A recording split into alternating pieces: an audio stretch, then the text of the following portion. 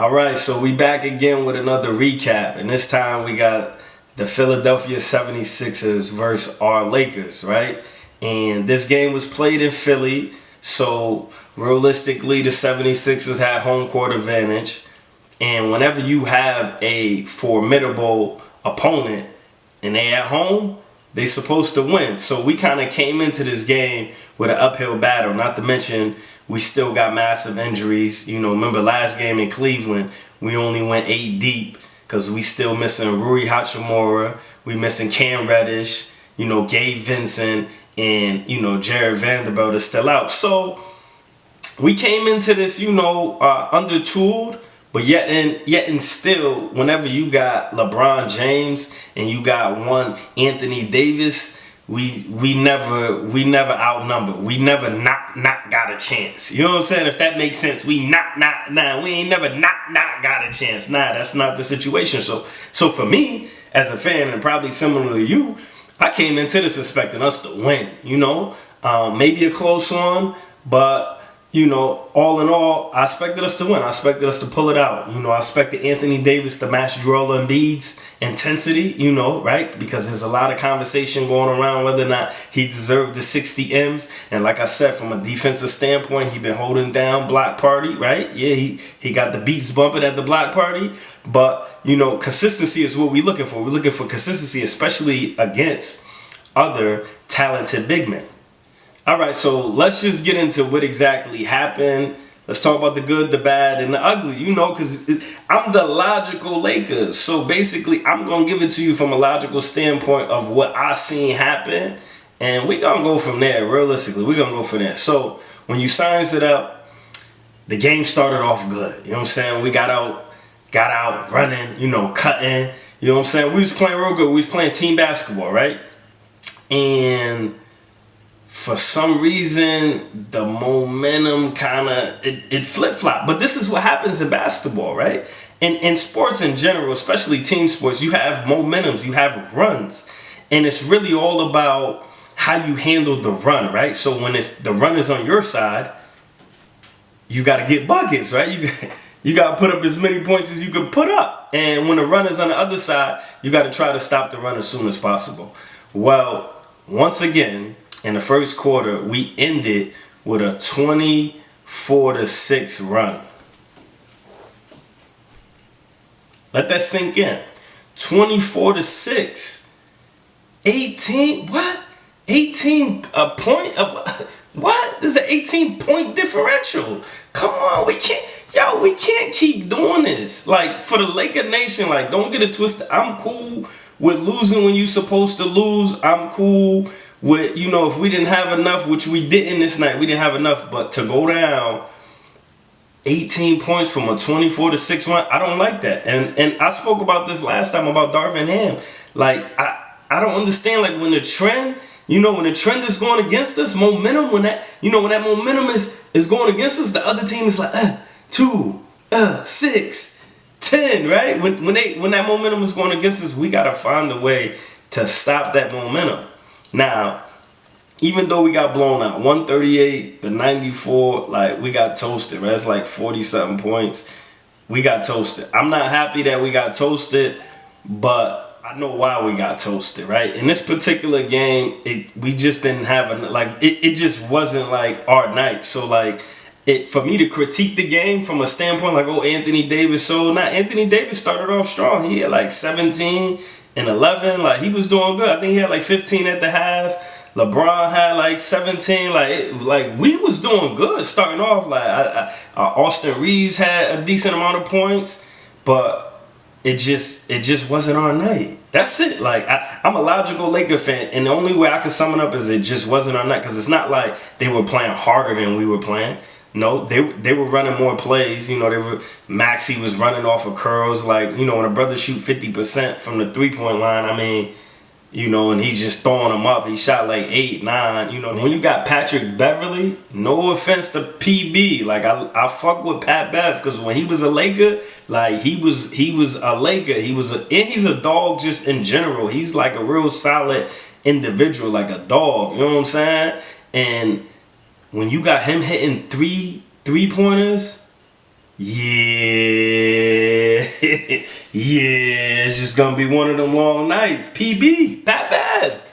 Pat Bev hit 3 3-pointers. I'm like, bro, he contributed to that run that they went on. Like, Austin Reeves was doing what he was supposed to do. Like, if you gonna shoot it, shoot it. Like, I'm not like, we got Joel Embiid, the reigning MVP in the paint. I know you want to pass it to him, so I'm playing off. All right, cool. And he hit it. And then he hit it again, and then he hit it again. So it's like, you know how I be, man. He was like an habitual hitter, like, you know what I'm saying. He had a domestic from the 3-point line. He was habitual with it. So, like, I can't be mad at that. There's nothing you really could do. Like I said, Tyrese Maxey was going crazy. Joel Embiid had like a 30-point triple double. Like, I mean, that's Joel Embiid. I'm not mad at that, you know. But like Anthony Davis to have 17 points, and you know what? I'm logical. This is my logical take, because the game was over after the first quarter. Like, realistically, if you watched the first quarter and let's say like you had to go to work, you didn't miss nothing. What you seen happen, like the transition, how we started off playing good and then we were flat the rest of the game. That 18 points that we went down at deficit, when LeBron James, actually Darvin Ham, I've never seen this happen. Darvin Ham took out the starters with 7 minutes to go in the fourth quarter. Like, yo, we were only down 20 points. Like, 20 points is 7 3-pointers. It's 10 baskets.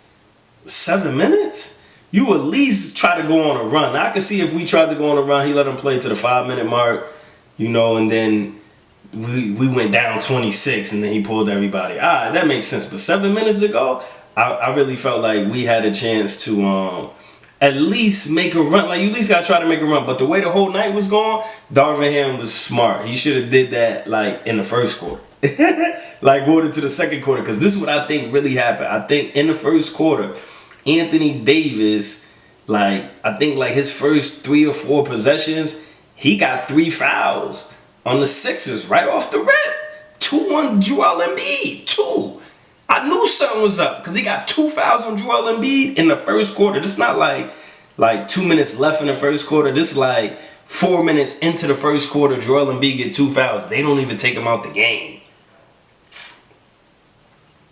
They didn't even take Joel Embiid out the game. And this is what I'm talking about, like, when it comes to coaching. Like, because if I'm Darvin Ham, we're posting AD up. We're posting anybody we can up. Or we're cutting to the rim, Joel Embiid side, and we're taking it to Joel Embiid 4 or 5 times in a row. That's logical. That makes sense. He got 2 fouls in the first quarter. Now, if what's the coach of the 76ers? Nick Nurse? Now, if Nick Nurse want to take the chance and leave him in there with 2 fouls, you're being disrespectful. They disrespected us in the first quarter. Matter of fact, they disrespected Darvin Ham. I ain't going to say us, because the Lakers going to play how they play. Like, without a coach, you're gonna do whatever you think is right, but your coach is the conscience on the sideline. He's the one seeing it. He's the mastermind. He's the chess player. So, like, if Nick Nurse is playing chess because he's like, yo, I got the reigning MVP, I'm gonna put pressure on the referees and dare them to call the 3rd foul, which they almost did. They almost called the 3rd foul on Joel Embiid. They ended up giving it to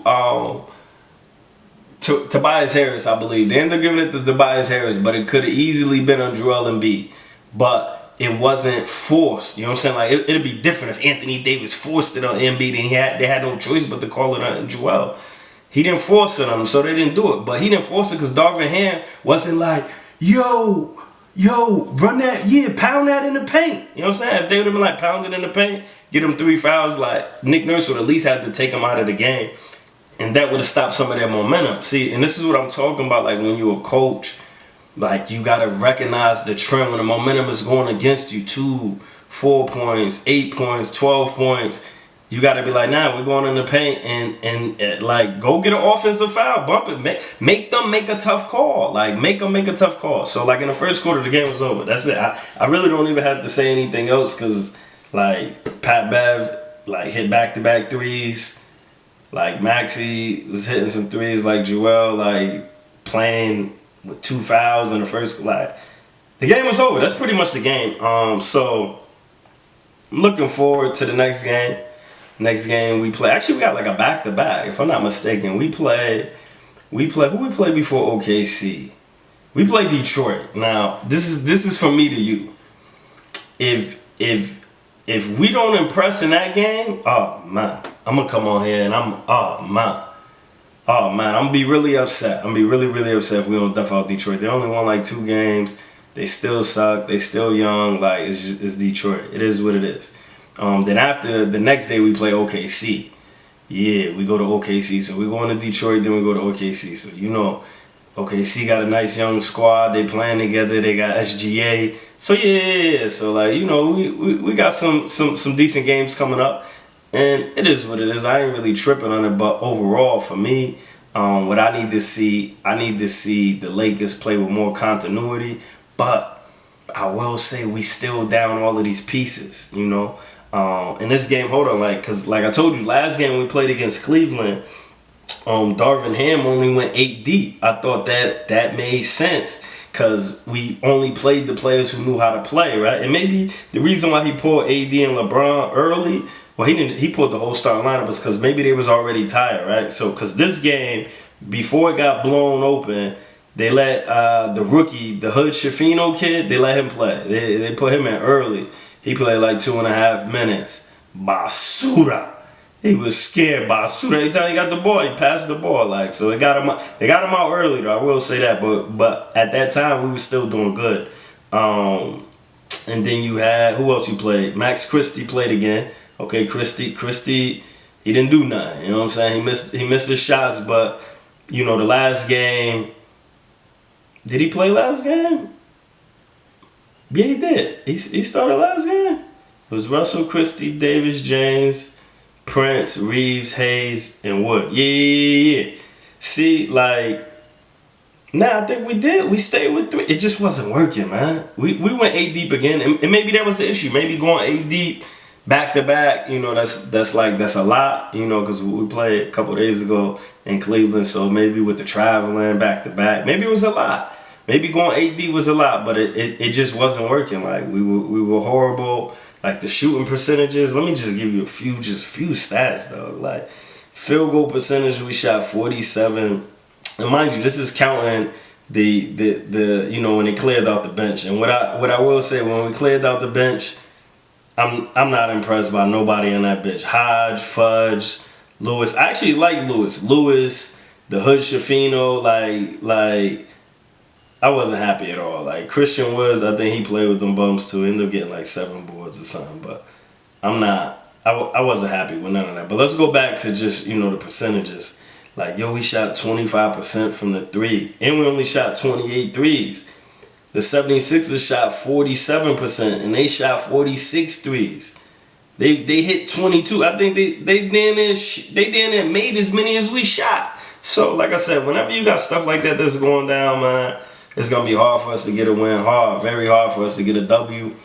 But all in all, I just think it was one of those games that it just wasn't our game, man. It just, you know, we just didn't have it. Like, we only had really 8 legitimate players. And if you really counting Christie, like, I'm not really counting Christie. So we really only had 7 legitimate players.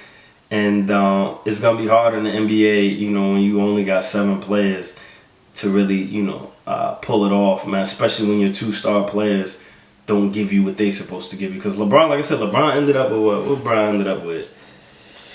17. I think LeBron had like, no, Anthony Davis ended up with 17. He had 15 in the first half. You know, he did have 11 boards. Like, he had this like in the first half. And James ended up with 18. I think he only had like 16 in the first half. Like, so it just wasn't our game. You know what I mean? Just one of those situations, especially when you look at Joel Embiid. He had a 30-point triple-double, like, in the third quarter. So that's just my logical opinion. You know, I don't think like the refs cheated us. I think there should have been some better coaching though in that first quarter, and just in general in first quarters we shouldn't be getting snuffed out in the first quarter. Like if ever you know you get yourself into a fight in that first 30 seconds, you can't be getting beat down. Like somebody should have had you on the ground like this in the first quarter. Like the first 30 seconds of a fight, like you should be able to hold your own. You should be able to get like 2 or 3 good licks. You might get licked too. Now after the 30-second mark, all right, that's okay. Whatever happens, happens. But in that first quarter, we got to work on that. Like I said, the referees wasn't against us. they was hitting shots, we wasn't. I don't feel like we didn't run any plays. We ran some plays. It just wasn't working, man. You know, and that's my take, man. Let me know what you thought about the game. If you're a 76ers fan, it is what it is, you know. I mean, good luck with the process. And, you know, y'all got to win on us, man. You know, and by y'all, I'm speaking to somebody personally that I know, you know. So, Sequoia, if you watching this, man, yeah, man, your team got to win against my team. Too bad you didn't bet against me.